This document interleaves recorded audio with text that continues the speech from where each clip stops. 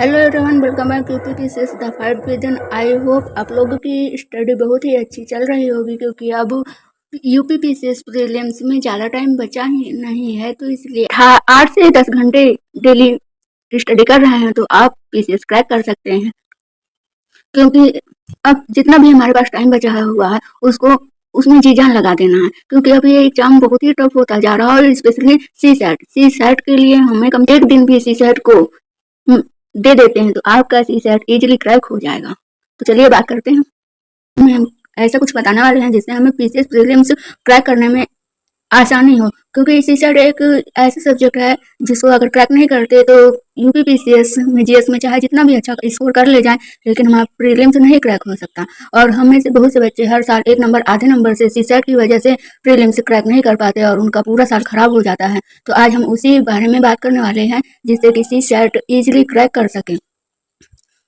तो जैसा कि आप सभी लोग जानते ही हैं कि सी सेट में Hindi, English, reasoning, math, decision making और इंटरपर्सनल स्किल्स के क्वेश्चन आते हैं। और अगर आप में से बहुत से बच्चों की इंग्लिश अच्छी होती है, बहुत से लोगों की हिंदी अच्छी होती है, तो जिनकी अगर हिंदी अच्छी है तो हिंदी में 18 से 20 क्वेश्चन आते हैं, उनको अच्छे से कर ले जाएं।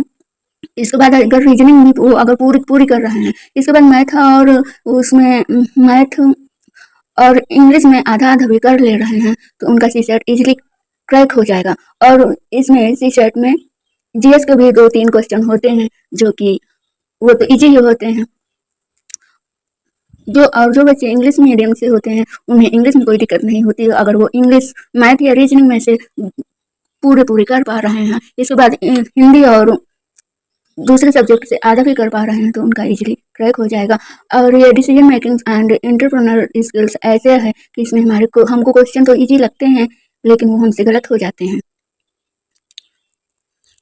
जैसे कि हिंदी में आ से ज्ञा तक का पूरा ज्ञान होना चाहिए, क्योंकि इसमें बहुत से क्वेश्चन ऐसे होते हैं कि कौन से शब्द ओष्ठ से निकल रहे हैं, कौन से तालव्य से हैं, कौन से जिह्वा से हैं, कौन से तालु से हैं। तो आ से ज्ञा तक का अगर ज्ञान होगा अच्छे से तो हमको इन्हें पहचानने में इजिली हेल्पफुल हो, में हमें दिक्कत नहीं होगी। इसके बाद समास एंड संधि, 5-6 प्रकार की संधि होती हैं और 5-6 प्रकार के ही समास होते हैं। तो ये इनका भी पोर्शन लिमिटेड ही है, तो आप इनको अच्छे से तैयार कर लें। इसके बाद पर्यायवाची, विलोम्स एंड शुद्ध ये भी अच्छे से तैयार कर लें। एंड सबसे मोस्ट इम्पॉर्टेंट कि हमें 19 से लेकर 24 तक के PYQs अच्छे से कर लेने हैं, क्योंकि सी सेट एक ऐसा पोर्शन है जिसमें कि रीजनिंग में रिपीटेड क्वेश्चन होते हैं।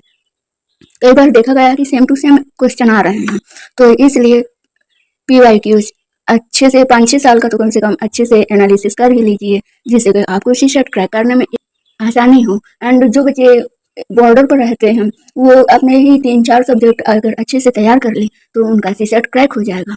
Thanks for watching, please like and subscribe. Thank you.